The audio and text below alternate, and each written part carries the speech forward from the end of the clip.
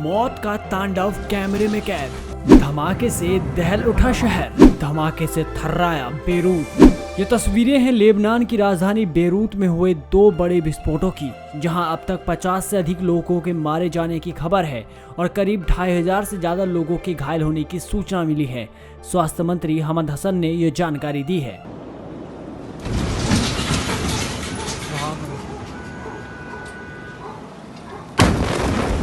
इस वीडियो को जिसने भी देखा उसकी रूह कांप उठी।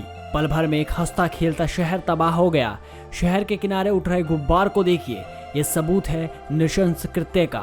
लेबनान के प्रधानमंत्री हसन दिएब ने कहा है कि यह विस्फोट 2750 टन अमोनियम नाइट्रेट से हुआ था।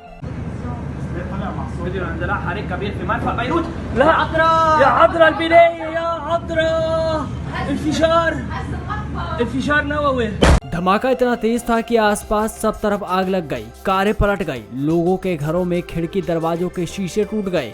लेबनान के सामान्य सुरक्षा के प्रमुख अब्बास इब्राहिम ने कहा कि हो सकता है कि धमाका अत्यधिक विस्फोटक सामग्री से हुआ हो, जिसे कुछ समय पहले एक जहाज से जब्त किया गया था और बंदरगाह पर रखा गया था। स्थानीय टेलीविजन चैनल ने कहा कि यह सामग्री सोडियम नाइट्रेट थी और यही बात अब लेबनान के पीएम भी कह रहे हैं। गौर करने वाली बात यह है कि धमाका 2005 में लेबनान के पूर्व प्रधानमंत्री रफीक हरीरी की हत्या की जांच और अदालती सुनवाई का फैसला आने के ठीक पहले हुआ। लेबनान पहले से ही कई मुश्किलों को झेल रहा है, लेकिन मंगलवार को तबाही का ऐसा मंजर आया कि सब कुछ मानो मलबे में तब्दील हो गया। धमाके के बाद जो तस्वीरें और वीडियो सामने आए उनमें न केवल धुएं के गुब्बार हैं, बल्कि कई किलोमीटर तक तबाही के मंजर हैं। इस धमाके ने पहले से ही आर्थिक संकट से परेशान लेबनान को सदमे में डाल दिया। लेबनान की अर्थव्यवस्था चौपट हो गई है।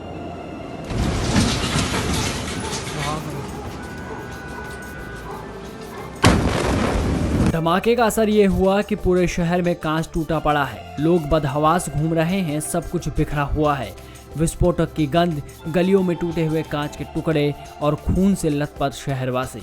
आलम यह है कि शहर में हर तरफ सिर्फ तबाही का ही मंजर है। रिपोर्ट्स के मुताबिक जिस पोर्ट के पास एक धमाका हुआ वहां वेयर हाउस भी है। समाचार एजेंसी के मुताबिक इस धमाके से लेबनान के प्रधानमंत्री कार्यालय को भी क्षति पहुंची है।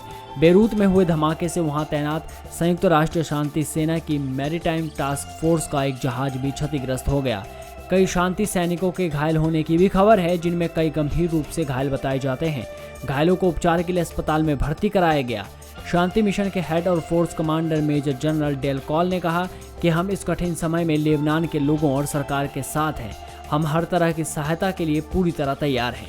हालांकि अधिकारियों का कहना है कि गोदाम के भारी विस्फोटक सामग्री स्टोर था और वहीं धमाका हुआ है। राष्ट्रपति माइकल योन ने ट्वीट कर कहा है कि यह बिल्कुल अस्वीकार्य है कि 2750 टन विस्फोटक नाइट्रेट असुरक्षित तरीके से स्टोर कर रखा गया था। धमाका कैसे हुआ, इसकी जांच अभी जारी है।